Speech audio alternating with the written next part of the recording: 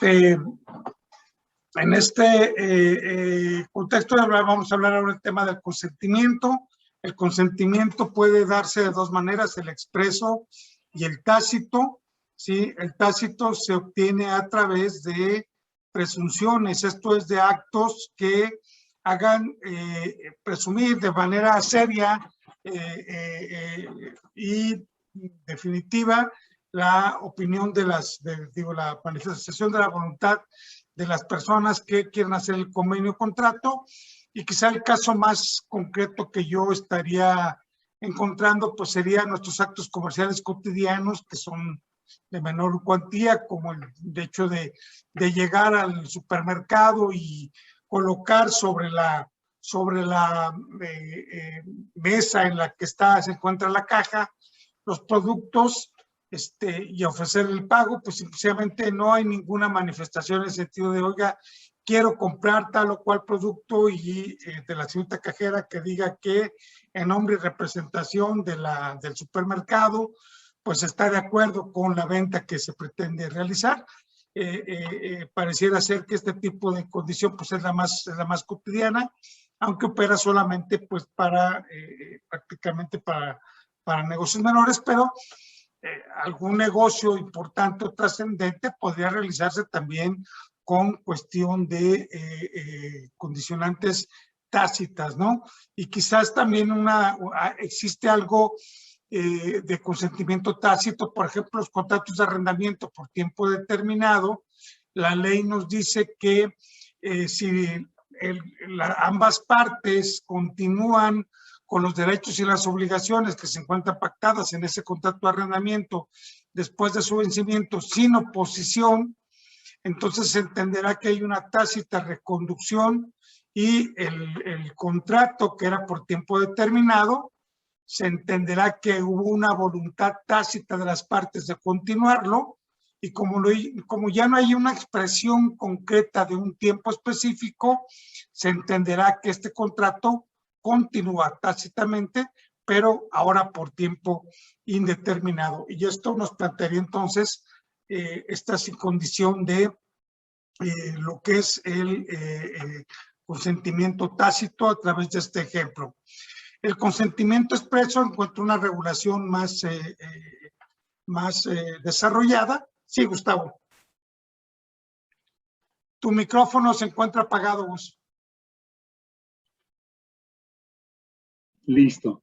En relación a esta cuestión del consentimiento tácito, que lo refieres a presunciones, que efectivamente ahí encontramos, pero también, o más bien, pero planteo como duda de alguna manera, indicios. Me bajo no la presunción, sino el indicio.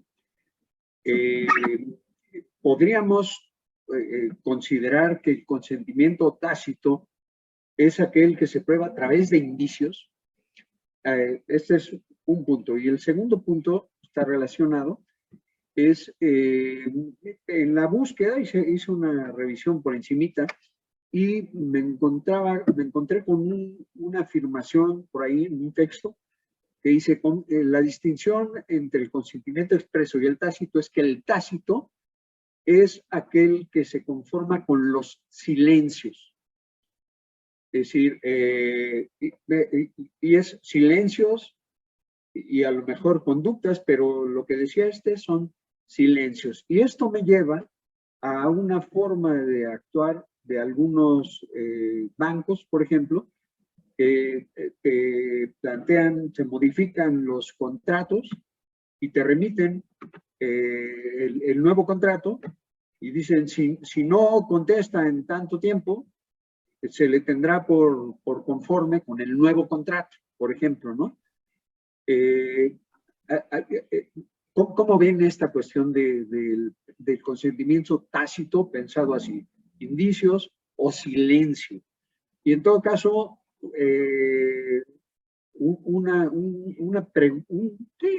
un problema que se nos suscitó aquí en discusión a Lupita y a mí,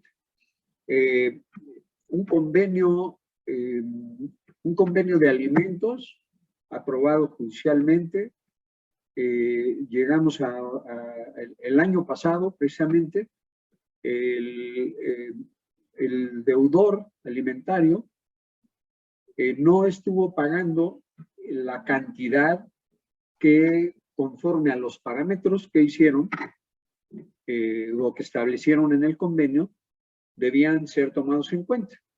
En el caso concreto era la colegiatura, el importe de la colegiatura de tal escuela, de Lux, ¿no? Dice, esa será. En el caso no hubo notificación al deudor alimentario sobre cuál era el monto, no hubo notificación formal, pero sí comunicados, ¿no? Oye, la colegiatura es ahora esta. Total, en el caso, durante un año, el año escolar, el deudor alimentario estuvo pagando una cantidad inferior, siempre la misma. Y la discusión estaba en el sentido de, ¿hay consentimiento tácito del otro lado? Y en ese sentido, ¿hay modificación al convenio? Y no llegamos a una conclusión. Lupita tiene una postura y yo tengo la otra. No sé cómo la ven y me parece que es una cuestión que puede ser relevante.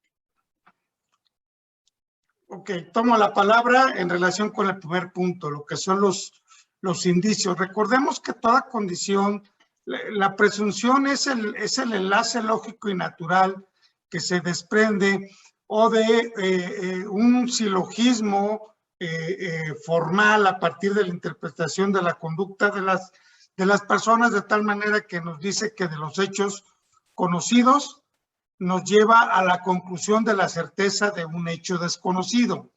Y bajo esas circunstancias, si la suma de indicios nos plantea que la manifestación de la voluntad es unívoca y que va dirigida específicamente a generar este tipo de condicionantes de llegar a la certeza, porque al final de cuentas aquí la cuestión es que cuando nosotros planteamos una condición de prueba ante una autoridad jurisdiccional, la prueba la podemos establecer en dos tipos de planteamientos. Uno es el elemento de demostración que aportamos al juicio, pero esa demostración queda desde el punto de vista procesal formal. La prueba se asume cuando el juez llega a la convicción de que ese hecho que está demostrado con esos medios probatorios son ciertos y le convencen y por lo tanto se plantea la condición de tenerlos por cierto y elevarlos a la categoría de verdad legal en un momento determinado. En relación con las partes pasa también exactamente lo mismo. Cuando tú como obligado, yo como acreedor, establecemos una creencia de que las cosas son en ese sentido y le damos marcha a continuar hacia adelante, planteamos inclusive hasta la concepción legal, y esto lo planteó de la siguiente manera: la Ley General de Títulos y Operaciones de Crédito establece que aquella persona que con actos positivos o con omisiones graves da lugar a que se crea seriamente de que que se tiene facultad para suscribir títulos de crédito a nombre de representación de un tercero, ese tercero queda obligado.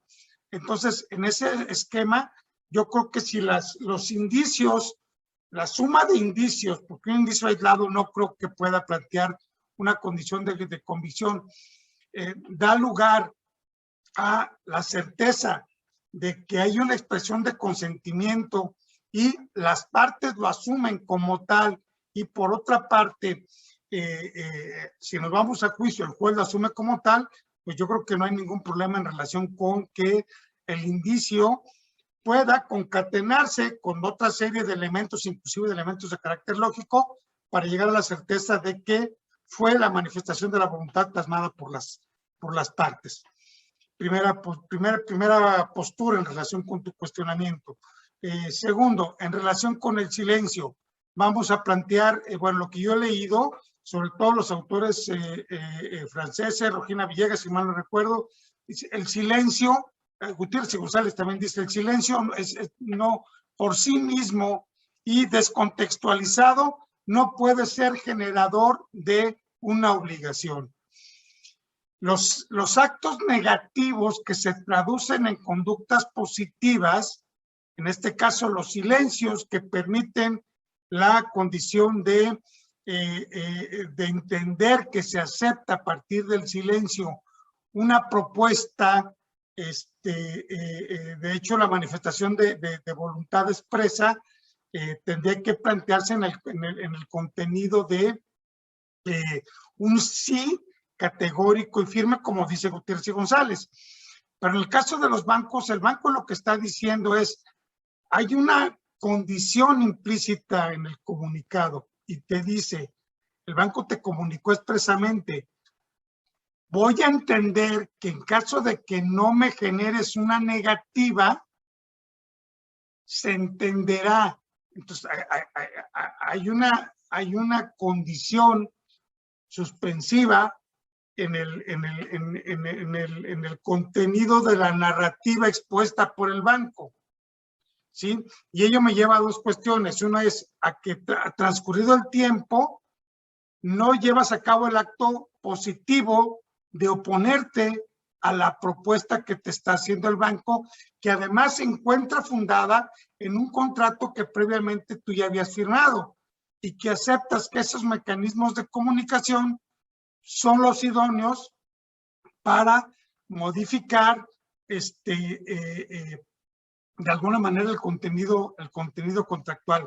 Entonces, un banco no puede llegar y decirte, Gustavo Molina, ahora esto es la situación, si tú no tienes un contrato con el banco. La condición necesaria es que hay un antecedente, que es que tú ya celebraste un contrato con el banco. La otra condición es que bajo este sentido, tú llegas a realizar actos positivos.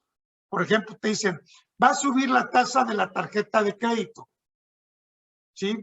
Y tú, a pesar de que no manifestaste tu oposición, llegas y haces uso de la tarjeta de crédito, pues evidentemente que estás estableciendo tú la intención de continuar con ese contrato y darle vigencia y darle un uso y beneficio y yo creo que esto se interpreta como una manifestación de la voluntad, en el sentido de que es un sí acepto las nuevas condiciones del contrato. Yo creo que la negativa habría que contextualizarla en caso concreto, pero al menos te repito, los autores que yo he leído, Regina Villegas, Gutiérrez y González, y estos señores, Planel y Ripert, nos dicen que la ausencia o el silencio no puede ser generador por sí de una obligación. En relación con lo que tú planteabas como modificaciones de los contratos o de las obligaciones, vamos a analizar aquí, en primer lugar, si se trata de menores y tratándose de alimentos, ningún tipo de condición que vaya en menoscabo del beneficio del menor, pues se tendrá como una condición válida o aceptable, de tal manera que desde mi punto de vista, el hecho de que el señor no haya cumplido a cabalidad con la obligación, pues no puede repercutir en perjuicio del menor o del acreedor alimentista. Ahora bien, recordemos que las obligaciones pueden ser, para que sean válidas, requieren ser determinadas o ser determinables. Y en este caso implica ya la liquidación de la obligación. ¿Por qué razón? La liquidación se pone en una forma abstracta. El importe que cobre tal institución educativa por concepto de prestación de colegiatura o pago de contraprestación por los servicios educativos. Hay una cuantificación y luego se modifica y lo que sucede es que a esta persona no le han notificado formalmente, pero ello no implica que quede relevado de la obligación. Una vez que se le diga, oye, la colegiatura fue de tanto, estará obligado a pagar las diferencias del último año en el caso específico. Sí, creo que sí podría haber alguna condición en el que las partes puedan modificar algunos elementos del contrato. Y voy a poner un ejemplo. En un contrato de arrendamiento se establece que el domicilio para el pago de las rentas, ¿sí?, es el del arrendador. Sin embargo, si yo demuestro que durante toda la parte o sea, al menos las rentas siempre se han cobrado en el domicilio del arrendatario, en el lugar donde se esté llevando a cabo el arrendamiento, yo creo que esto sí sería una condición en la que ya tácitamente se modificó el contenido del contrato, porque ambas partes han aceptado y han hecho una costumbre que este tipo de modificación. Recordemos que la costumbre, aún entre partes, para que se haga o sea generadora de una obligación de carácter legal, requiere de dos elementos, ¿no? Bueno, la inveterata conceptual que es que la repetición constante de actos, ¿sí? Y la opinio ius es que la opinión en este caso, de las partes, de que eso tiene un valor jurídico relevante. Y bajo esta condición, si yo ya permití que se modificara el contrato al constituirme yo al domicilio del arrendatario, cobrar la renta, y esto se repite sin oposición, creo que válidamente se podría plantear que a través de este uso, de estas costumbres, ¿sí?, el contrato quedó modificado en los términos respecto de la cláusula que implicaba el señalar el lugar de pago. Esto es importante porque recuerden que para que se constituya la mora, se va a requerir entonces de que haya un requerimiento sobre el pago, ¿sí? De otra manera no hay mora. Sería mi opinión. No sé si alguien tiene alguna opinión diferente. ¿No? Ok, bueno. Adelante, Monse, abre tu micro, por favor. Listo. Bueno, ahí me parece que habría dos vertientes. Una es respecto a la cuestión de la contratación del deudor alimentario y la institución educativa, que esa es una relación, y otra respecto al deudor alimentista y el acreedor, que en este caso sería pues el chavito, ¿no? Creo que respecto a la relación con la institución educativa, pues finalmente pudiera haber como a lo mejor sí un consentimiento en recibirle la colegiatura en un pago parcial, sin haber hecho algún tipo de señalamiento, de objeción, o ahí sí me parece que podría dar lugar a algún tipo no sé, controversia entre ellos. Sin embargo, la consecuencia respecto al deudor con su acreedor se tiene, pues obviamente, como bien decía Carlos, como no cumplida, porque si era una obligación determinable en el momento en el que el colegio dijera, bueno, pues la colegiatura antes era de 10 y ahora va a ser de 10.50. Entonces, ahí en ese sentido, pues ya la apertura de la determinación del quantum, pues ya estaría ahí perfectamente delimitada, y además seguramente después de un año de no pagar colegiatura, ya a ese acreedor ya le tuvo que haber tenido algún tipo de perjuicio, porque seguramente lo sacaron, seguramente no pudo presentar, o hay algún ya pérdida de algún derecho, ¿no? Entonces yo creo que sí, nada más habría que abrir esas dos vertientes. ¿Ok? ¿Ok? Bien, entonces continuamos. El consentimiento expreso puede hacerse de manera verbal, pues es simple y sencillamente el que se manifieste en forma oral los términos y condiciones o las estipulaciones que se quieran pactar. Los contratos verbales pues tienen la desventaja de que no se permite o no permiten la expresión de una forma de preservar. Ahora, aquí esto sí hago una situación. Recordemos que los medios electrónicos de comunicación, el uso de tecnologías, son ya aceptables como medios de prueba.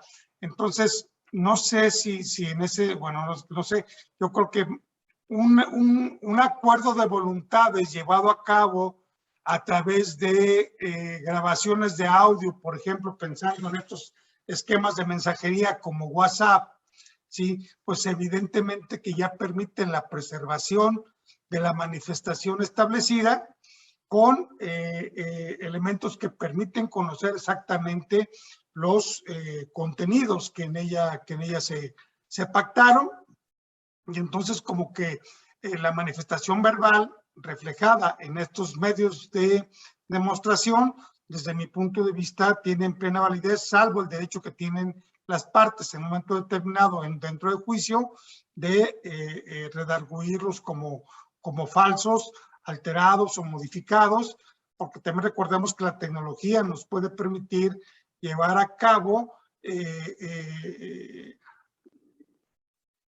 expresiones o inclusive diálogos portados a partir de diversas comunicaciones, ¿no? También inclusive podemos nosotros llevar a cabo hasta videos que no existen en la realidad, pero que hay programas que permiten la manipulación, y entonces simular que una persona expresó, dijo o inclusive hasta se videograbó con contenidos que jamás llegaron a pasar en la vida real, ¿no? El escrito, pues evidentemente nos lleva a esta forma tradicional de asentar en un documento la manifestación de la voluntad. Hay contratos privados, hay contratos que se elevan a escritura pública. La regla es que aquellos contratos que deban de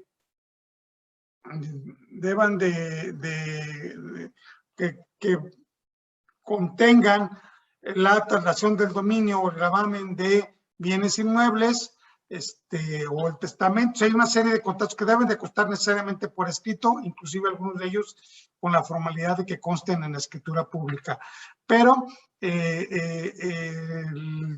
pues puede ser desde un simple hoja de papel en el que se ponga en forma manuscrita la manifestación de la voluntad. No existen límites o planteamientos que se opongan a este tipo de condicionantes. La única situación que sí se plantea es que debe de haber una firma o una rúbrica, una expresión que identifique esta manifestación de la voluntad, y que aquellas personas que no sepan leer y escribir o que no sepan firmar podrán estampar su huella dactilar y solicitar que alguien firme a su ruego. Aunque tradicionalmente y en materia procesal hemos visto el simple hecho de que exponga la huella dactilar, pues ya implica una presunción de aceptación del contenido. Pero habría que analizar si el hecho de que la ley exija que haya personas que firmen a ruego, pues es que precisamente que estas personas que sí saben leer y escribir, pues se entiende que al ser propuestas por la persona que está estampando la huella, tiene esta condición de que a él le permitió conocer el contenido de lo que estaba suscribiendo a través de la huella, ¿no? El uso de tecnologías, y bueno, pues no nos dejará mentir el Poder Judicial, ahora ya con la aceptación del uso de la firma electrónica en el cual entonces nosotros a través de un conjunto de elementos alfanuméricos y una identificación previa con un compromiso por escrito de que soy responsable del uso que se le dé a esa firma electrónica, ¿sí? Inclusive, pues podemos presentar demandas de amparo, promociones, etcétera, ¿no? Y esto pues me lleva a que el uso de las tecnologías va a dominar el contenido obligacional en el futuro. Entre otras cosas, bueno, también tenemos el uso de tecnologías como la compraventa por internet, la celebración de contratos, y al final de cuentas, bueno, lo que decíamos desde el punto de vista de que yo puedo estar celebrando un contrato, por ejemplo, de seguro, y no hay ninguna persona del otro lado que esté llevando a cabo, sino que son programas informáticos, elementos robóticos que están lanzando respuestas automatizadas y el uso de inteligencia artificial, en el cual creo que el simple hecho de que la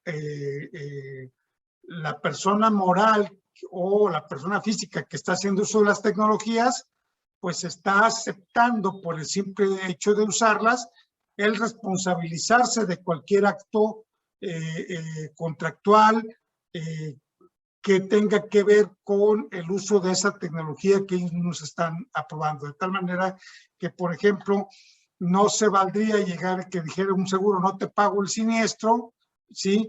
Porque yo nunca participé de la manifestación de la voluntad.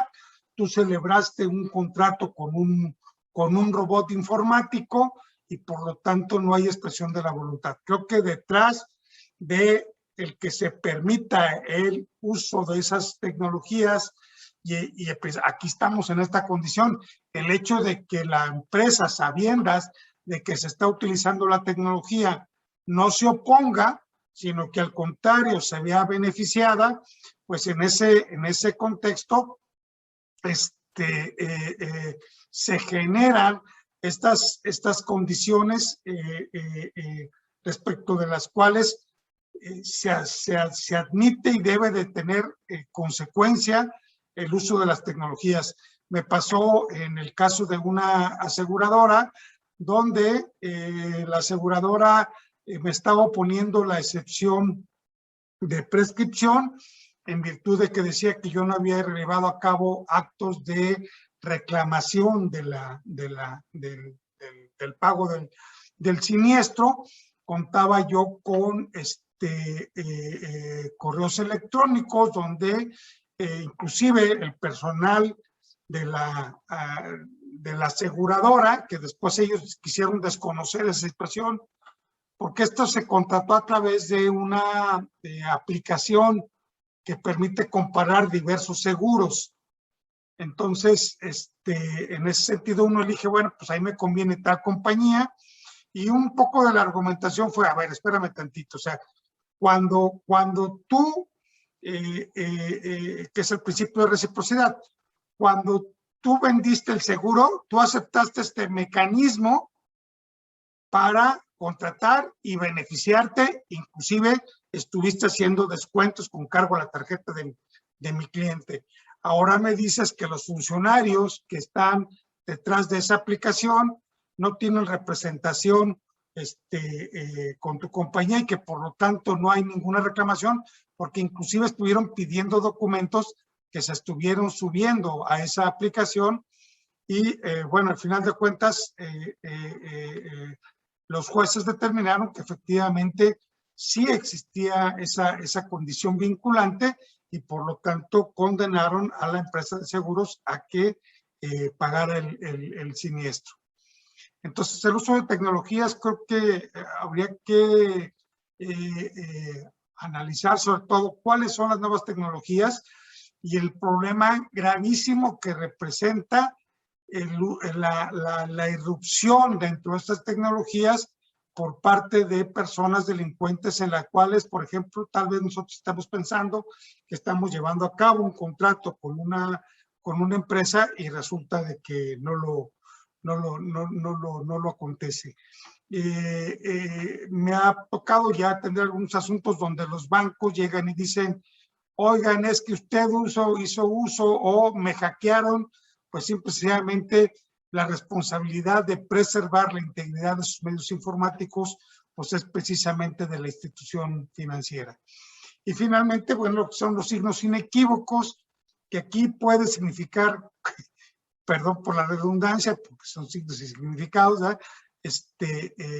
Cualquier cosa. Creo que más bien aquellos que sean signos inequívocos estén más del lado del consentimiento tácito y de las presunciones y de los indicios a lo que refería Gustavo, que a condiciones que sean completamente expresas, ¿no? Si por ejemplo, el hecho de que yo llego y pongo una moneda, un billete, tomo una bebida del refrigerador, me dan el cambio, o me dice falta tanto dinero, pues evidentemente que hay signos inequívocos, pero creo yo que van más del lado de las presunciones y del consentimiento tácito. No sé si alguien quiere hacer algún comentario en relación con los signos inequívocos. Adelante, Gus. Gus, tu micro, por favor. Perdón, disculpa. Precisamente una de las broncas es distinguir entre el consentimiento tácito y el signo inequívoco, ¿no? Sin embargo, creo que sí hay signos inequívocos, ¿no? O sea, por ejemplo, a través de esto, varias veces me he visto a mí mismo diciendo sí, ¿no? Pues lo mismo si yo creo que es un signo inequívoco el que si yo entrego el dinero y tomo la cuestión, la cosa que se compra, es un signo inequívoco. Precisamente por eso es que se mete la cuestión esta de los tácitos, ¿no? Del consentimiento tácito. El lenguaje corporal pueden ser signos inequívocos, me parece, ¿no? Por ejemplo. Nada más como apuntarlo en ese sentido, pero efectivamente ahí hay encimamiento para llamarlo de alguna manera, pues, ¿no? Al final de cuentas, lo importante es que pueda reflejarse la manifestación de la voluntad, ¿sí? Y si ambas partes aceptan que ese lenguaje corporal o ese sentimiento es válido y le dan curso al contenido obligacional, pues creo que es perfectamente válido. Listo. Sobre el consentimiento expreso, me parece que cabría ahí un ejemplo sobre el otorgamiento de un poder. Ahí el poder dante es el único que comparece. Ahí no se acepta el poder hasta el primer acto, que de forma, a través de un signo inequívoco, que es el primer acto en donde se presenta el mandatario, pues ya ahí ya es el signo inequívoco. No sé, me parece también que podría ser un ejemplo que cabría ahí. De acuerdo. Yo creo que sí. Evidentemente que vamos a ver más adelante lo que es la manifestación unilateral de la voluntad, y en el cual ahí sí hay mucho aspecto de consentimientos tácitos y signos inequívocos, ¿no? Pensemos, por ejemplo, una oferta de recompensa, ¿sí? Se recompensará con 10,000 pesos al que me devuelva a mi perrita, ¿sí? Entonces, evidentemente el hecho de que tú salgas a buscar al cánido y digas con la intención de llevar a cabo la conducta que te permita la recompensa, pues evidentemente que aquí habría un signo equívoco de que quieres obtener o conformar parte de este creador. Lo mismo la oferta pública, ¿no? Gran remate, gran fin, televisiones con X cantidad de descuento, ¿sí? Aquí se requiere ya de la aceptación que puede ser a partir de este elemento de acepto o no llevar a cabo la conducta necesaria para arribar a el cierre de ese acuerdo de voluntades. Creo que sean signos inequívocos o sean presunciones, lo importante es que se configure, se perfeccione, sin dejar lugar a dudas, la manifestación de la voluntad. ¿Habrá alguna otra participación? Adelante, Oscar, tu micro, por favor. Sí, ahorita que comentaban respecto del supermercado, cuando la manifestación de la voluntad es a todas luces, pongo un ejemplo, el televisor de 50 pulgadas y por un error en la oferta que se hace prácticamente al poner el precio del producto, está en, llamémosle 500 pesos en vez de 5,000. Es un error del empleado de la cadena comercial o de la empresa.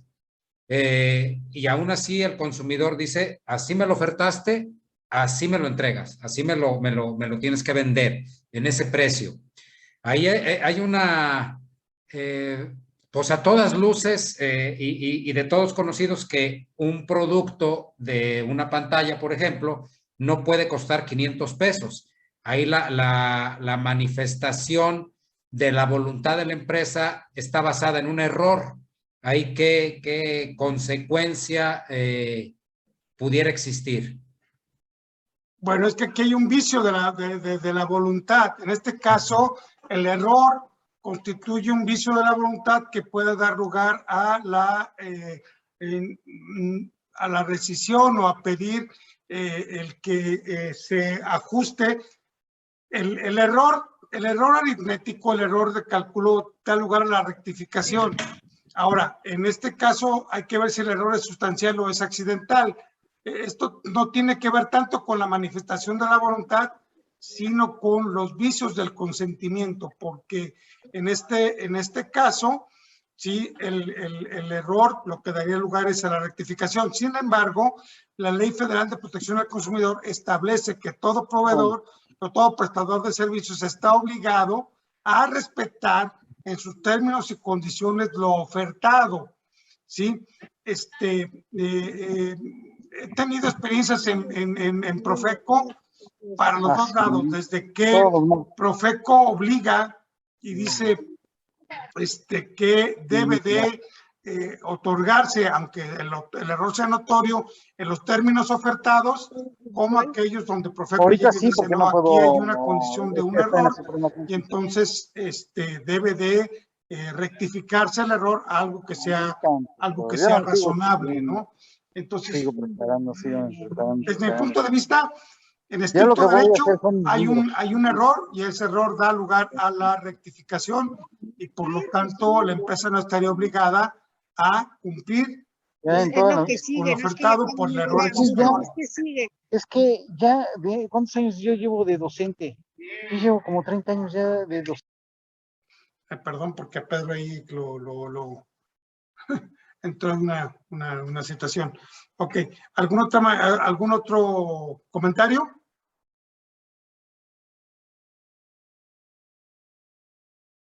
Sí, Montserrat. Bueno, nada más ahí sobre el ejemplo que puso Oscar sobre la cuestión de la oferta de una pantalla notoriamente a un precio mucho más bajo.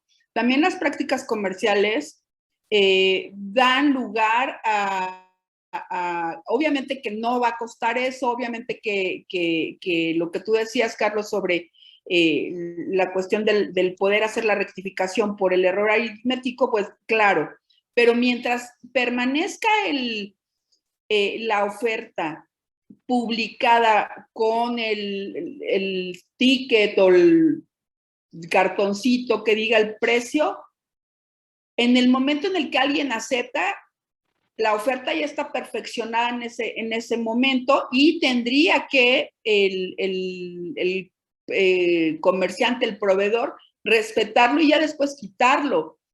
pero también hay una práctica que es como, sabes que mucha gente no lo pelea y ya deliberadamente se queda ahí la publicación, ¿no? Entonces, ahí yo estoy de acuerdo en que se respete mientras esté publicado. Bien, yo decía, mi experiencia ha sido en un sentido y en otro.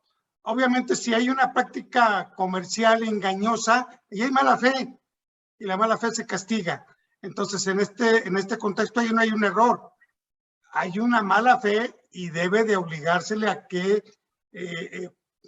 venda el producto en los términos ofertados, porque la intención es engañar y el hecho de que el engaño no le haya resultado, no, hay un principio general de derecho que dice, nadie puede hacer valer un derecho en su propia falta. Entonces, no puedes quebrantar la ley para beneficiarte del quebrantamiento de la ley. Gustavo, adelante. Sí, voy, sí. Además, creo que hay un elemento más, pues estamos en la presencia de un profesional del comercio. El profesional del comercio, cuando en materia mercantil dice cada quien se obliga en los términos que aparezca que quiso hacerlo, pues, ¿no?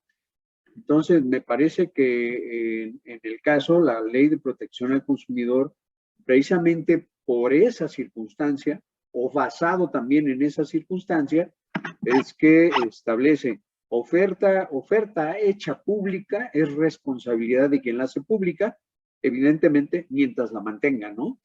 Y es, si hay una persona que acepta la oferta, aunque parezca descabellada, ¿cuál error ni qué nada? Es parte de tu riesgo comercial, pues, ¿no? Me parece.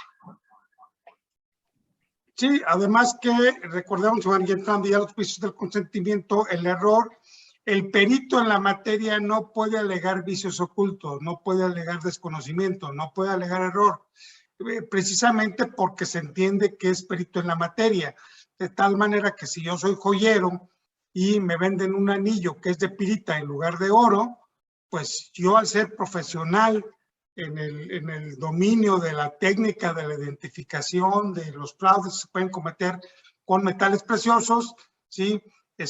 No me puedo decir engañado precisamente porque mi experticia me obliga a obrar con la debida diligencia para evitar ser engañado. Entonces, en ese sentido también se puede alegar lo que se indicaba Gustavo respecto de que tú como comerciante estás obligado a verificar los términos y condiciones en los que haces tus ofertas, dado que a esto te dedicas, ¿no?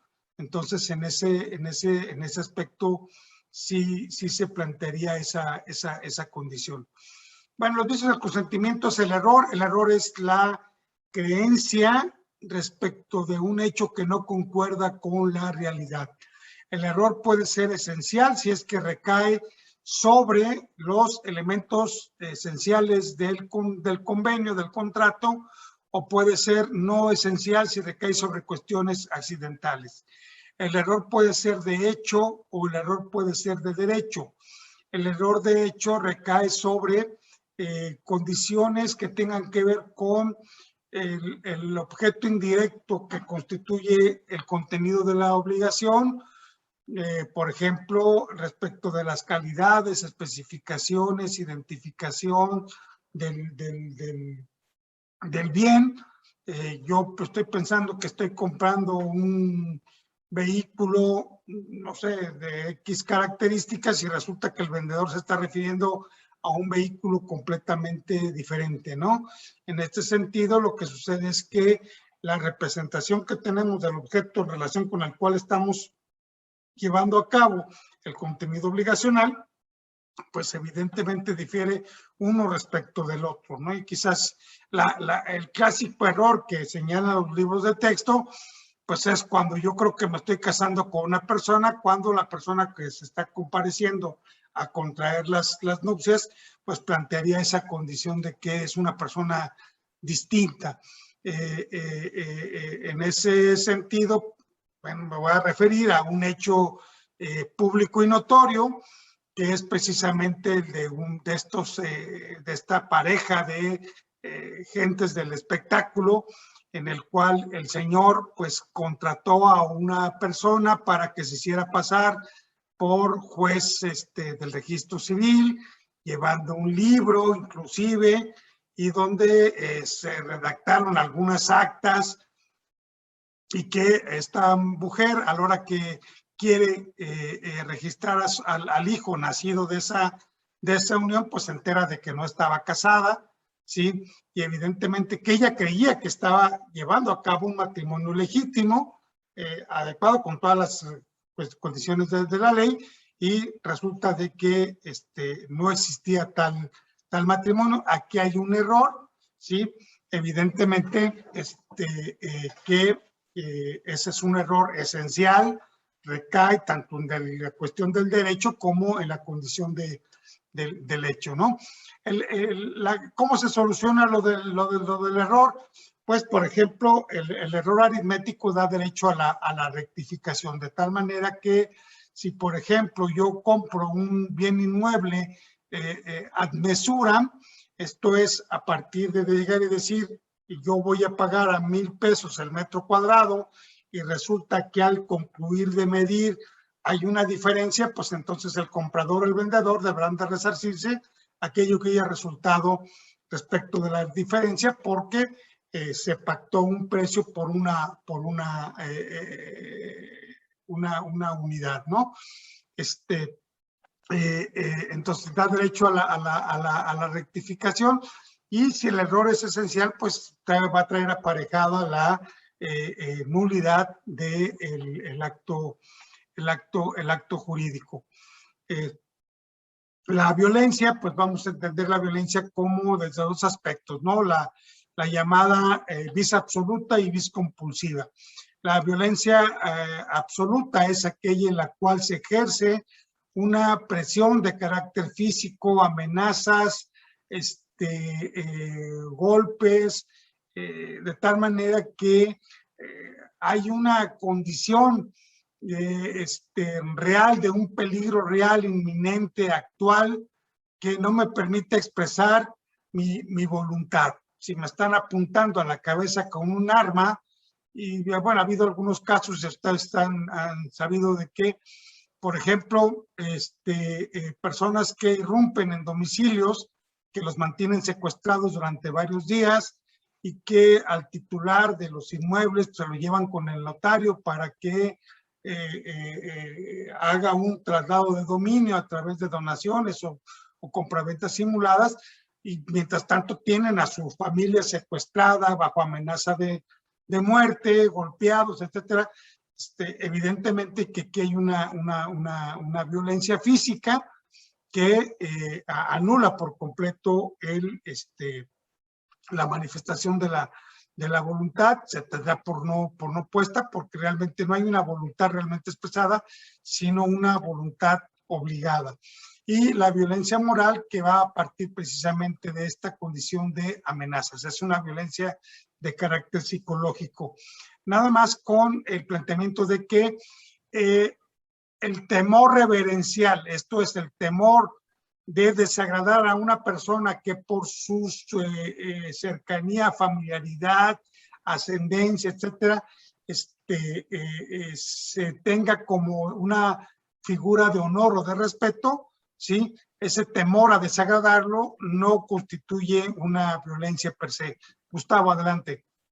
Sí, en relación precisamente con la violencia, a mí la preocupación que se me genera es con todo este rollo que ha salido de la violencia de 400,000 modalidades, sobre todo en la relación hombre-mujer, ¿no?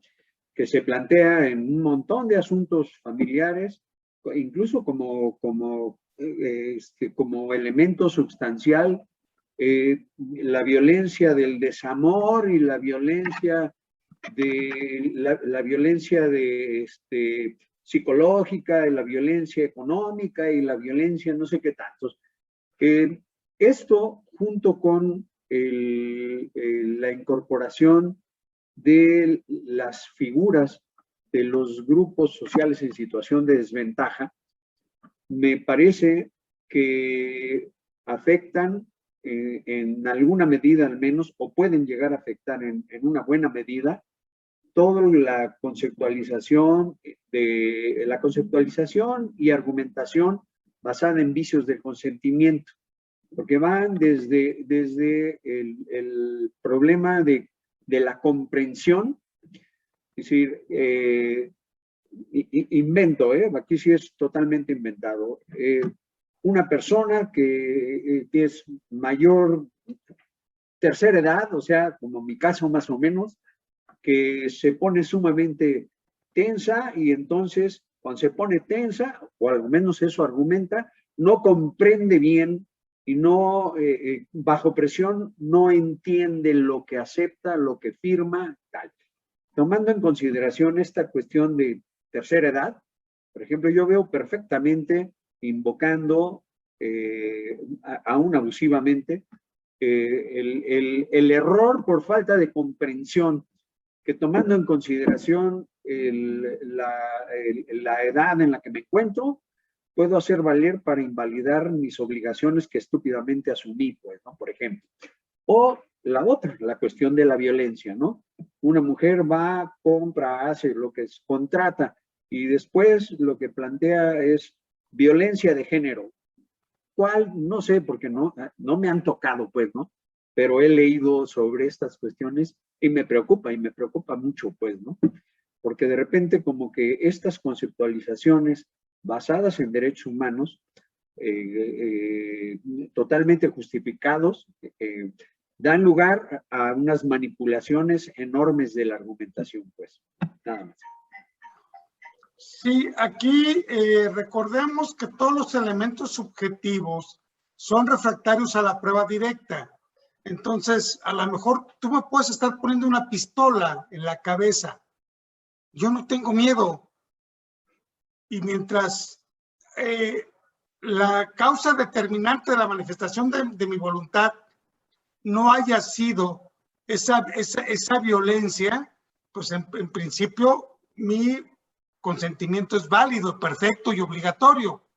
La cuestión es cuando lo trasladamos a los tribunales y entonces planteamos este tipo de argumentaciones.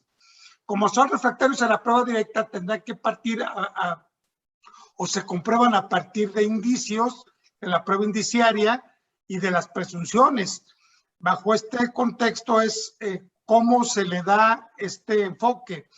Creo que evidentemente el hecho de que, por ejemplo, el caso de Jalisco, ¿no? En el que durante mucho tiempo y aún subsisten muchos matrimonios en el que hay una sociedad conyugal o una sociedad legal respecto de los bienes adquiridos. Entonces, la mujer o le firmas o te golpeo, ¿no? Evidentemente que aquí la mujer podría decir, oiga, respecto de mi 50% vengo a promover la nulidad en virtud de que esa manifestación de voluntad fue arrancada a través de la violencia, y en ese contexto habría que probar a través de antecedentes si la persona ha golpeado o ha proferido o ha hecho. Es una cuestión que tendría que ver más de prueba a partir de cómo se maneje la argumentación. No puede ser el caso del error en el que tú indicabas, ¿no? Bueno, es que pues, en mi concepción, experiencia y capacidad, yo tendría que haber entendido esto cuando entendí otra cosa, incluyendo el abuso de la información privilegiada. Mira, es muy común que personas que se encuentran integradas en ámbitos del gobierno y que tienen conocimiento de proyecciones sobre obras, ¿sí? Pues van y compran tierras por donde va a pasar la obra, porque ellos sabían precisamente de esta condición y la persona, el público en lo general lo ignoraba. Yo creo que aquí sí se plantean dos cosas. Uno, la mala fe y también el error, ¿sí? ¿Por qué? Porque de haber sabido que por ahí iba a pasar una avenida o se iba a hacer una obra de infraestructura, no te hubiera vendido o no te hubiera vendido al precio en que te vendí. Bajo esa condición, se redunda en una posición de demostración ante los tribunales.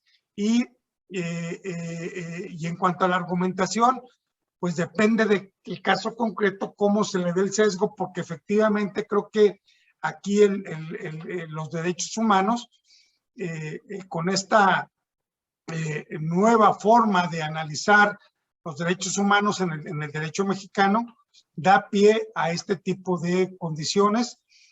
Y bueno, sí habría que plantear la situación de las prescripciones, porque, por ejemplo, la violencia, si mal no recuerdo, tiene un plazo de 6 meses para hacerse valer a partir de que la violencia hubiere cesado.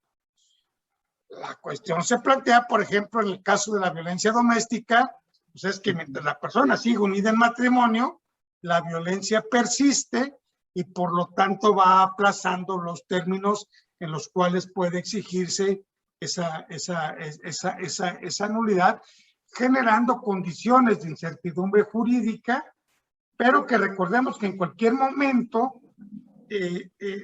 existe el saneamiento por la evicción, salvo que ella renuncia expresa. Sería mi punto de vista. Sí, nada más un elemento. Lo que aquí me preocupa es que a través de la figura de los grupos sociales en situación de desventaja, se establece prácticamente, exagero, pero es prácticamente, se establece la presunción del abuso por error, por falta de comprensión, por violencia, de unos grupos respecto de otros, pues, ¿no? Y esta es una cuestión que hay que analizar, pues. Sí, definitivamente, o sea, pero el principal problema es que llegamos a tratar a las personas que integran grupos vulnerables como menores de edad, ¿no? Evidentemente que habría que buscar que se legisle en relación con las obligaciones que nacen en este tipo de grupos, o que se desarrolle más la teoría de la violencia y del error, porque recordemos que nuestra legislación básicamente es de 1834 y su antecedente más remoto es el Código Napoleónico, ¿sí?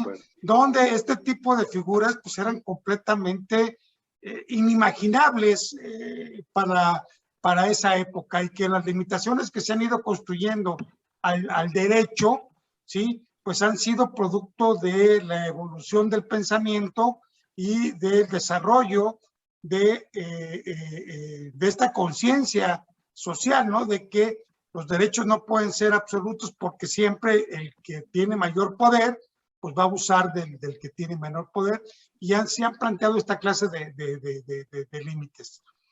Me parecería que habría que desarrollar más teoría en relación con este tipo de asuntos para poderlos comprender mucho mejor, y que también el legislador comience a desarrollar condiciones en las cuales pueda tener aplicación y delimitación este tipo de contextos. ¿Sí? Recordemos que hoy la Corte acaba de plantear la objeción de conciencia es válida, pero no en la forma en la que está regulada actualmente, ¿no? Se necesita que el legislador desarrolle lineamientos para el ejercicio de... Perdón, adelante, Gus. Sí, no, y era un punto aparte, que es, mencionaste como excepción, digamos, a la violencia, el temor reverencial, y también me parece estaría la amenaza del ejercicio de un derecho, como otra excepción, ¿no? Sí, así es. Sí, bueno, lo que pasa es que el hecho de que tú digas voy a ejercitar mi derecho, pues no constituye en sí mismo una amenaza, sino la prerrogativa de que ejercites tu derecho de acción. Simplemente lo que pasa es que le estás anticipando a la otra persona que tú vas a ejercer tu derecho de acudir ante los tribunales. No constituye una amenaza y por lo tanto no puede ser materia de manejo de violencia. ¿Sí? En cuanto al dolo, pues el dolo tiene un componente positivo. El dolo tiene que ver con los artilugios, artificios, engaños, maquinaciones. O sea, tiene una condición de una acción positiva por parte de la persona que actúa con dolo para hacerte incurrir en el engaño o en el error. En tanto que la mala fe es el conocimiento del vicio, del error, y tiene un componente negativo. Se basa en la no manifestación de algo que legal o moralmente debiste de hacer con el conocimiento de la otra persona, y entonces te aprovechas del error en el que él se encuentra para obtener una ventaja o una manifestación de la voluntad indebida, ¿no? Entonces, son complementarios en ese contexto, ¿sí? Y plantearía esta condición que establece el Código Civil del Estado de Guanajuato, es que no es lícito renunciar en el futuro a la nulidad que resulte del dolo, de la violencia o del error. Es muy común que se ponga en los contratos que las partes renuncian a la acción de nulidad que derive del rolo, violencia o el error, ¿sí? Y en este sentido, inclusive, la cuestión de llegar y decir que en el presente contrato no existe dolo, violencia o error. Luego, entonces, si se demuestra que sí la hubo, pues evidentemente que la causa determinante de la manifestación de la voluntad de renunciar a la acción de nulidad por este tipo de elementos, pues estaba partiendo del error. Un poco lo que yo acostumbro poner en los contratos es que las partes comparecientes se encuentran asistidas de sus abogados, si esto no se permite, inclusive poner el nombre de los abogados de cada una de las partes, y los cuales leyeron en compañía de sus clientes el contenido, les explicaron el alcance, el valor legal de las obligaciones, y que por lo tanto, pues esto disminuye precisamente esta condición del error, ¿no? Y sin embargo, es muy común que aparezcan este tipo de leyendas. ¿Cuál es la consecuencia? Que se tienen por no puestas, como si nunca se hubiese pactado entre las partes, y a pesar de que el contrato expresamente diga que renuncio a la acción, pues yo puedo ejercitar la acción y no me pueden oponer como excepción esa renuncia, porque esa renuncia es celebrada contra el tenor de un acto prohibitivo. Entonces, los actos celebrados contra el tenor de leyes prohibitivas son nulos. Creo que es el artículo 8º del Código Civil que así lo establece. Entonces, el hecho de que se contravenga un acto prohibitivo, pues trae aparejada la nulidad de esa expresión. Y finalmente, la posibilidad de que cuando el error recaiga en algún elemento no esencial, o aún inclusive siendo esencial, lo que nos daría pie es a una novación. Siendo accidental, pues a una convalidación. Inclusive el contrato celebrado por violencia puede ser susceptible de ser convalidado una vez que haya cesado la violencia, ¿sí? Y en ese contexto se queda perfeccionada la manifestación de la voluntad. Evidentemente que habrá algunos actos jurídicos, por ejemplo, el caso del testamento, en el que pues no podrá convalidarse, sino que se tendrá que otorgar otro nuevo, ¿no? Pero el caso del matrimonio, por ejemplo, el código es muy claro, ¿no? Cesada la violencia, si no se demanda la nulidad, prescribe y queda convalidado el matrimonio. ¿Algún comentario en relación con los vicios del consentimiento? Bien, en cuanto al objeto, pues existen dos tipos de objeto. El material, que se refiere al objeto, a la conducta que el obligado debe de entregar o de llevar a cabo, ¿sí? En cuanto a conducta que se debe llevar a cabo, tiene que ver con, no sé, por ejemplo, la fabricación de algún objeto, algún acto positivo, la asesoría, etcétera, ¿no? Y jurídico, pues es la obligación de dar, hacer o la abstención. En ambos casos, el requisito es que sea lícito y es que sea posible. de tal manera que tiene que existir en la naturaleza y tiene que existir en el comercio, sea porque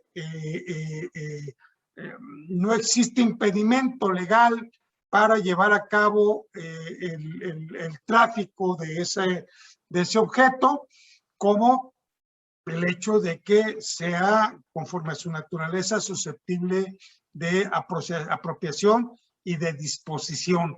En algún momento determinado se ha planteado esta condición, por ejemplo, de que si sería válido, porque en Internet ya ha habido algunos casos, ¿sí? El que personas o mujeres que dicen, bueno, vendo mi virginidad, ¿no? A través de una subasta, y entonces, bueno, de entrada creo que bajo esa perspectiva, en algunos lugares será algo lícito, en otros lugares, dependiendo de la legislación, será ilícito.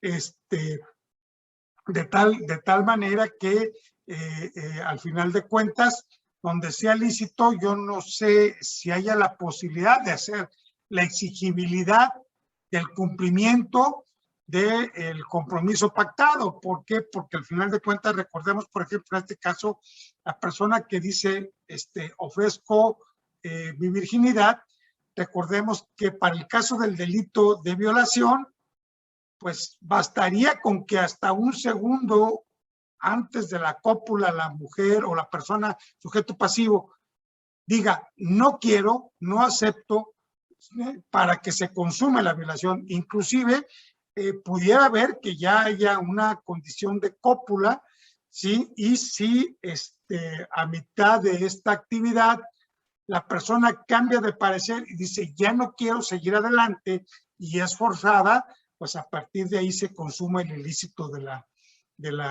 violación. Y yo creo que estos aspectos también, inclusive de la existencia de objetos, como por ejemplo el Bitcoin. El Bitcoin son contenidos virtuales y en algunas condiciones de mercado son aceptables, aunque jurídicamente no, pero hay algunos países inclusive que están generando la creación de criptomonedas y por lo tanto, al ser reconocidos por la legislación de un país, adquieren legitimación y nos estamos enfrentando entonces a la condición de aquellos objetos que no se encuentran materialmente disponibles en la naturaleza, pero que sí existen en un mundo virtual, pues están construyendo como objetos de contenidos obligacionales, y creo que también nos va a llevar a hacer un análisis de este tipo de elementos, ¿no? En los cuales tengamos que reconsiderar lo que habíamos manejado respecto del objeto material, su determinación, su existencia, y porque estamos comercializando algunos elementos que son intangibles, ¿no? Entonces los intangibles también se van a convertir en condiciones que requieren un manejo muy cuidadoso. Y pensamos, por ejemplo, estas páginas de OnlyFans, ¿sí? Donde se paga por obtener una determinada imagen. Bueno, ¿y qué pasa si yo no estoy contento con la imagen que me están enviando porque la considero que es abusiva respecto del costo que me están cobrando por esa imagen? Vamos, se abre todo un mundo de posibilidades en relación con este tipo de comercio. ¿Algún comentario? Sí, Gus. Tu micro. Nada más una mención.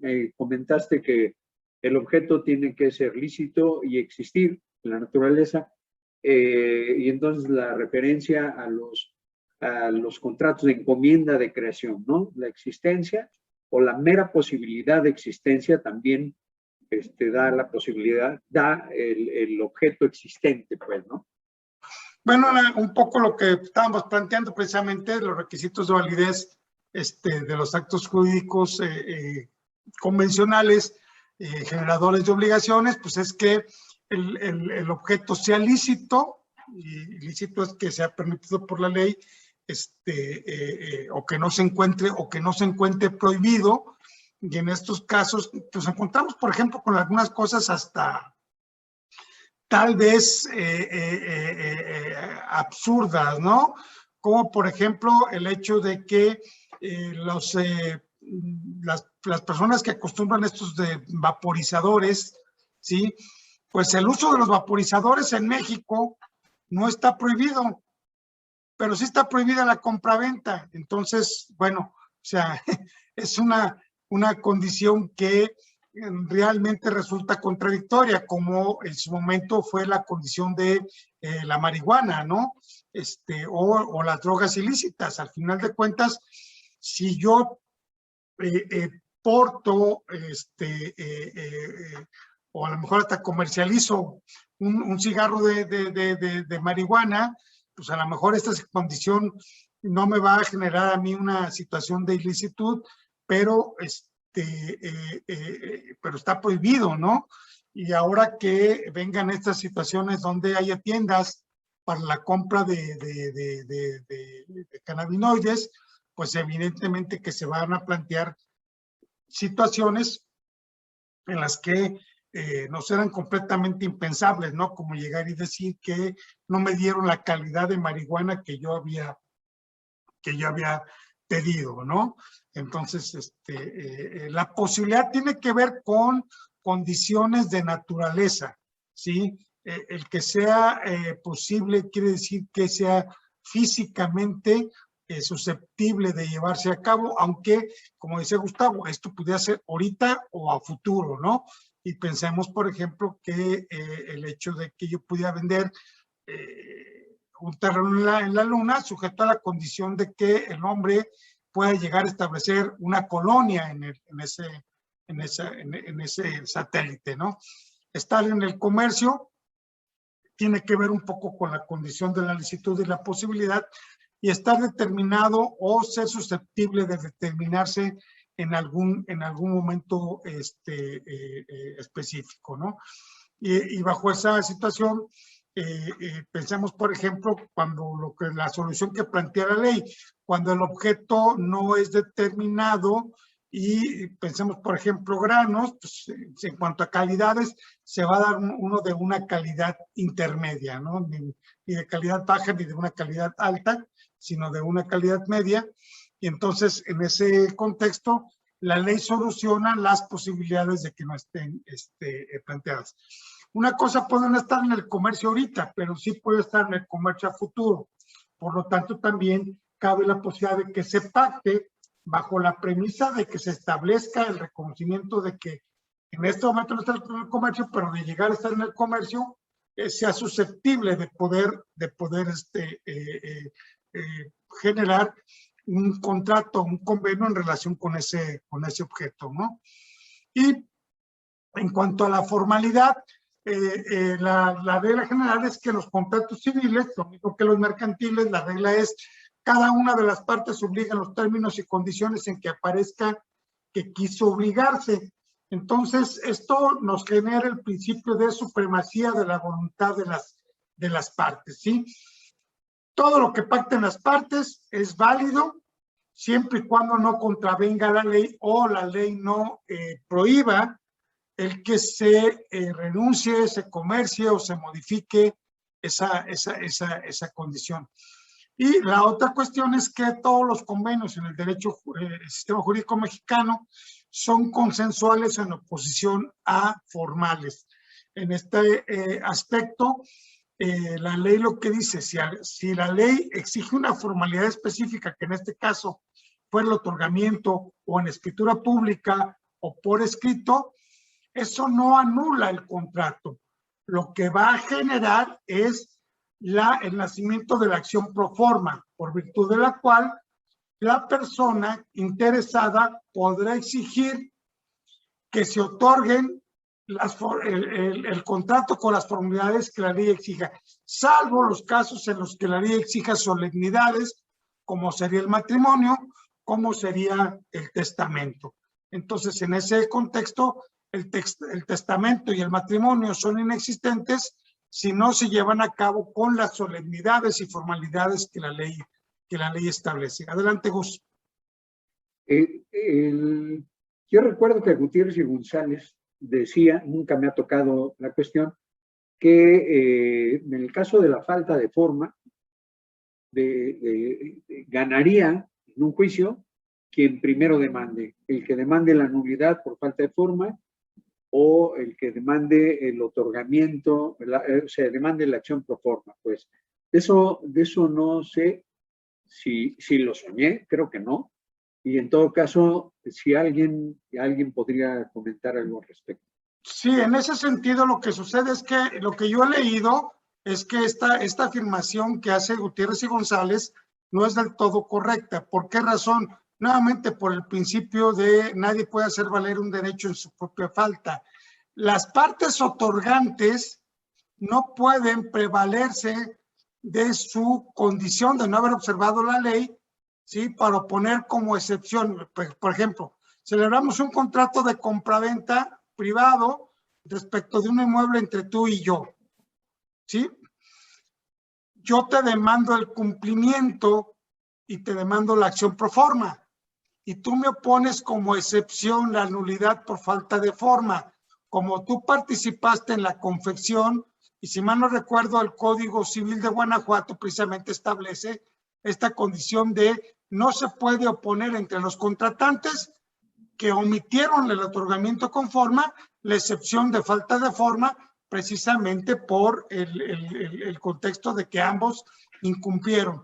En cambio, un tercero que se puede beneficiar por la acción de nulidad o por la exigencia del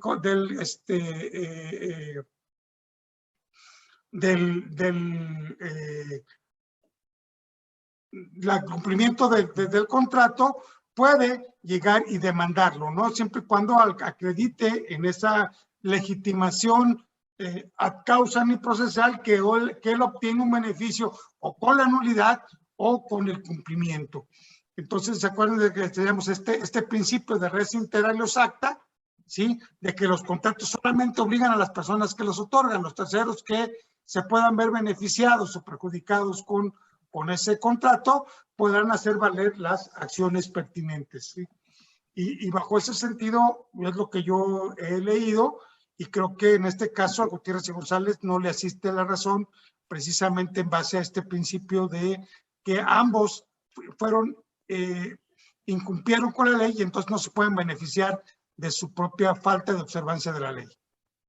Correcto. Bueno, la forma en las tecnologías, esto es una cuestión también que la ley nos establece que la forma puede quedar satisfecha mediante la utilización de medios electrónicos, ópticos o de cualquier otra tecnología, bajo la condición de que las expresiones utilizadas en la tecnología puedan mantenerse primero en forma íntegra. Y en este caso, nosotros en México no acostumbramos, por ejemplo, a generar encriptados que nos permitan garantizar que existe o que la forma electrónica pues, se preservó y que no ha sido modificada. Es evidente que si, por ejemplo, yo mando un correo electrónico, ¿sí? Y luego lo quiero imprimir y hago alguna modificación, hay forma de saber a través de una pericial en informática si los archivos fueron modificados, alterados, transmitidos o no, pero bueno, lo importante de esto y algunas legislaciones para algún tipo de contratos exigen, por ejemplo, que haya un encriptado. Y bueno, voy a poner un ejemplo que a lo mejor parecería fuera de contexto, pero, por ejemplo, para los juicios en Estados Unidos, para los juicios penales, los detectives que toman fotografías tienen que hacer un respaldo con un encriptado que garantice que esos archivos no se van a modificar. De ellos se hace una copia y trabajan sobre las copias, las fotografías, etcétera. Pero tienen una condición de un encriptado que permite garantizar precisamente que el archivo se mantiene completamente íntegro. Aquí también tendría que plantearse alguna condición de esa naturaleza, sin embargo, no hay una regulación, pero remite la carga de la prueba a quien haga valer el uso de tecnologías, de que se mantuvo en forma íntegra, o quedará a cargo de la contraparte que impugne su autenticidad, su contenido y su integridad, la demostración de la alteración, ¿no? Al final de cuentas, sí tiene, para que esto tenga validez, que generarse una condición de poder demostrar ante un tribunal la integridad de esas comunicaciones guardadas en forma electrónica, ¿no? Otra condición es que esos medios sean atribuibles a las personas. Es muy común, bueno, yo lo he estado utilizando mucho, los comunicados a través de WhatsApp como medios de impresiones de estos comunicados de capturas de pantallas como elementos de demostración de la comunicación que existen entre las partes, ¿no?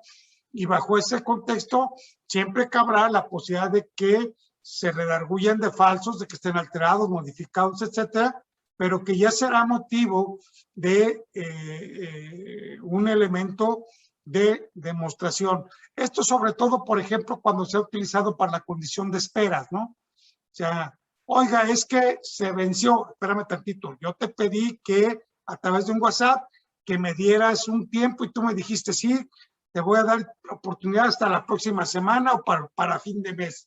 Bueno, evidentemente que aquí ya estamos utilizando tecnologías y que de alguna manera pues, son susceptibles de ser registradas. Lo mismo acontece, por ejemplo, cuando se utilizan videos. Por ejemplo, bueno, mi tocayo no me dejará mentir que por ahí le he dicho, pues llévate la camarita y grábale ahí que le estás haciendo el requerimiento de pago para dejar constancia de que efectivamente hubo una interpelación en relación con el pago, ¿no? Ya será esta cuestión de ver si se mantiene íntegros o no. La condición de también que sean atribuibles a las personas, el uso del correo electrónico, mi cuenta solamente yo la puedo tener, porque el elemento de asignación de las cuentas es universal y no puede haber dos cuentas válidamente con el mismo usuario en todo el mundo. ¿Cuál es el problema? El que llaman el hackeo, ¿no? O sea, cuando otra persona irrumpe en los dispositivos y utiliza mi cuenta para llevar a cabo un comunicado del cual no fue mío. Nuevamente la condición de tener que acreditar que efectivamente por lo pronto yo, dueño de la cuenta, soy responsable del manejo que le dé a mi cuenta, ¿sí? Y de preservar mis contraseñas en forma íntegra, poner antivirus para evitar precisamente esta clase de intrusiones que son responsabilidad mía respecto de mis propios elementos informáticos, y por lo tanto cualquier comunicado que salga del correo electrónico de carlosmunozjimenez@gmail.com se me va a atribuir porque esa cuenta es mía. Cualquier comunicado de WhatsApp que salga del 477-464-4134, pues igual se va a atribuir a mi persona, ¿no? ¿Por qué? Porque son elementos que yo ya tengo asignados y con los que públicamente ostento como parte de mis cuentas y elementos de identificación. Y un último elemento que tiene que ver con las condiciones que sean accesibles para su conducta, y esto nos lleva a que cualquier persona que ofrezca como medio de prueba ante los tribunales el uso de tecnologías se encuentra obligada a proporcionar al tribunal al momento del desahogo los medios necesarios para que pues, sean susceptibles de apreciación tanto por el tribunal como por las partes. ¿sí? No sé si en relación con esto hay algún comentario o pregunta. ¿No? Ok. Bueno, la división de los contratos, ¿sí? Pues muy brevemente, que vamos a retomar después de ellos, son unilaterales en los cuales solamente una de las partes se obliga.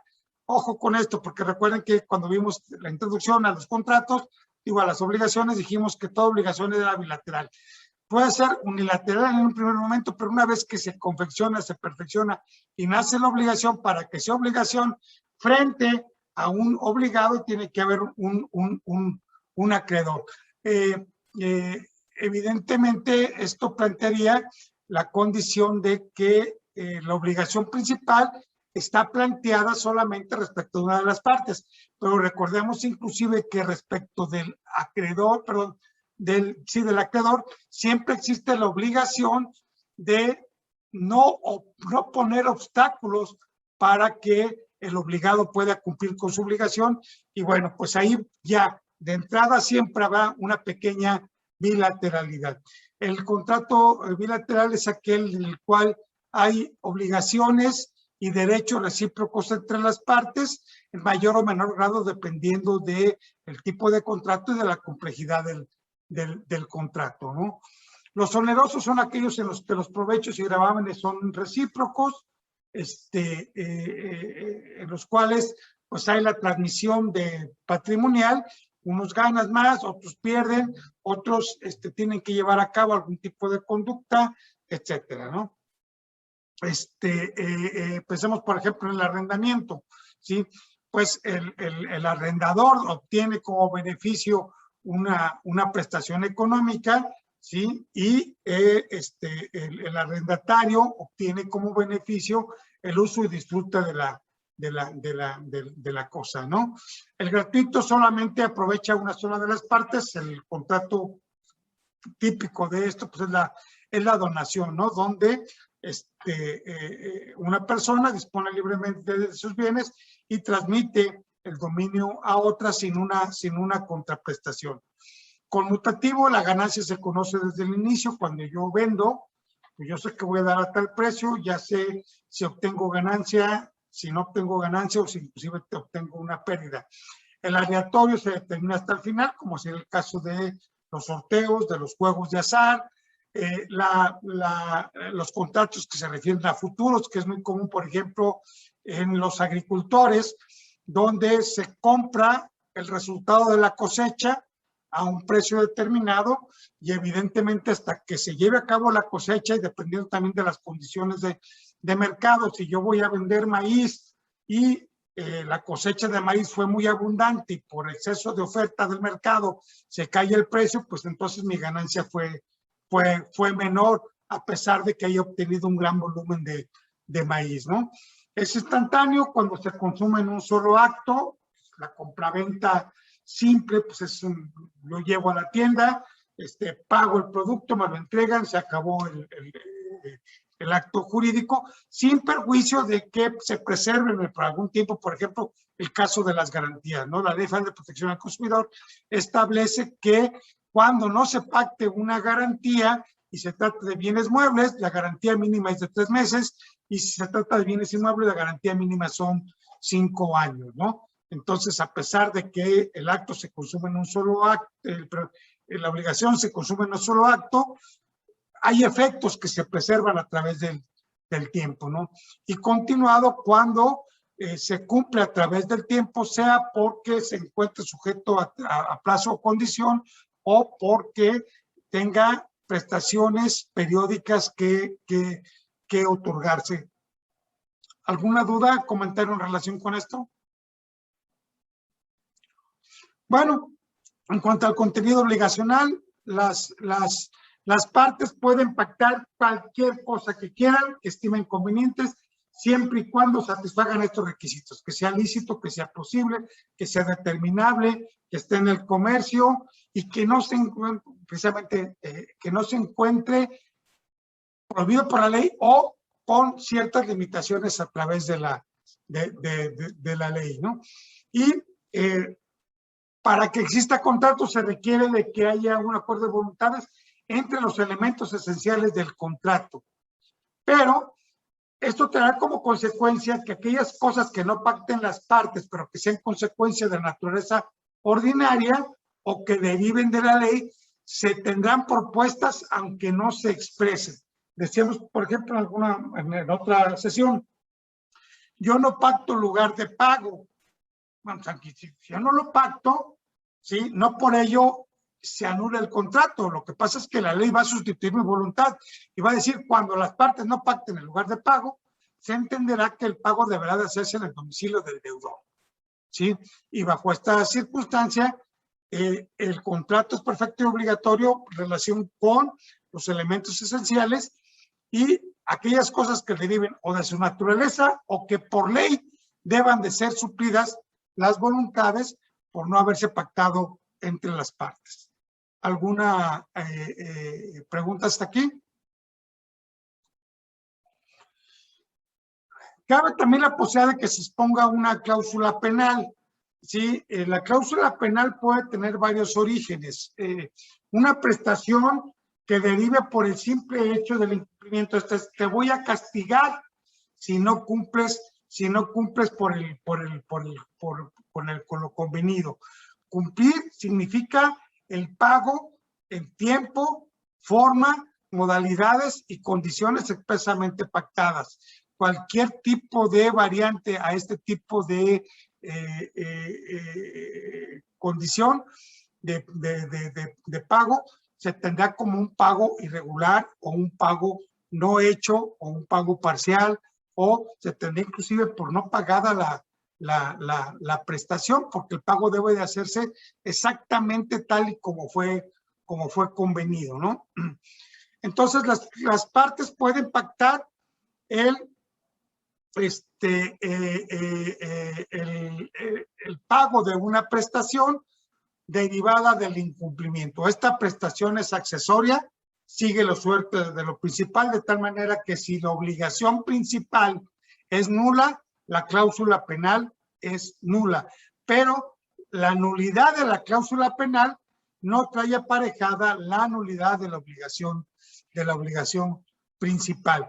Tiene una limitante, no puede ser superior al importe de la obligación principal, de tal manera que, siguiendo un poco el derecho romano, el incumplimiento puede dar lugar a un duplum, pero no a una cantidad mayor. En el derecho romano había hasta el cuádruplum, de acuerdo con lo que he leído, como condicionante de poder castigar a la persona por el incumplimiento, ¿sí? Es proporcional en el sentido de que si una parte cumplió parcialmente con la obligación, solamente puede exigir una parte proporcional de la pena convencional. Es excluyente porque no puede pedirse el cumplimiento, ¿sí? Más la pena. O se pide uno o se pide el otro, salvo que la pena expresamente se señale que esa pena tiene que ver con la mora. En este caso sí se puede pedir el cumplimiento más el pago de la pena, ¿sí? Y es mancomunada en el sentido de que si son dos deudores, no se va a pagar una pena por cada uno de los deudores, sino que se va a distribuir entre ellos, no es el importe. A uno de ellos se le puede exigir el importe total, pero él tendrá derecho de repetir hacia los demás la pena que él pagó en función de la participación que tenga en el negocio. Creo que la pena amerita un estudio particular más profundo, sobre todo por la condición de este derecho humano que prohíbe la explotación del hombre por el hombre y la condición de que si los intereses moratorios se pueden cobrar también conjuntamente con la pena o no, ¿sí? Creo que aquí sí me permitiría proponer que más adelante podamos abordar solamente una sesión en la que exclusivamente analicemos la cláusula penal, porque da pauta a muchos conceptos de interpretación y a la aplicación precisamente de esto de los derechos humanos. ¿Quieres comentar algo, Gus? Tu micro, por favor. Exactamente, mi comentario va a ser exactamente en ese sentido. Me parece que tenemos que analizar la cuestión de la cláusula penal a la luz de los derechos humanos por el impacto que puede tener y por la cantidad de complicaciones que se presentan con cláusulas penales, ¿no? Me parece perfecto, me junto a eso y participemos.